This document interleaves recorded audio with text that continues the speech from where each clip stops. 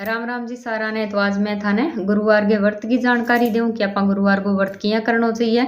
तो गुरुवार के दिन सत्यनारायण भगवान की व्रत कथा सुननी चाहिए और श्रीमन नारायण भगवान की पूजा पाठ करनी चाहिए। और केले के वृक्ष की भी पूजा करने की बहुत ही बड़ी महिमा है कि सुबह के टाइम तो केले के वृक्ष ने सींचना चाहिए कच्चे दूध और जल के अंदर गंगा जल मिला के। और शाम के टाइम दीपक करना चाहिए। दीपक का पा गर्त को भी कर सका और तिल को तेल को भी कर सका। और केड़ो खुद कौन खा सका और गैया ने केड़ो खुआने की बहुत बड़ी महिमा हुआ बृहस्पतिवार के दिन पीले रंगी दाल गुड़ और केड़ो।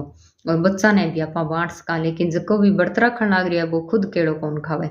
और व्रत खोला तो पीले रंगा चावल बना लियो और भी हुई व्रत खोलो। क्योंकि अगर आप क्या भी व्रत करन लाग रहे वे व्रत के अंदर नमक मिर्च और लहसुन प्याज तक को त्याजित कर दिया तो भी व्रत की महिमा 100 गुना बढ़ जावे। तो जय सिया राम, राधे राधे। कमेंट करके मैंने जरूर बताइयो कि मेरी वीडियो थाने क्या लग गया।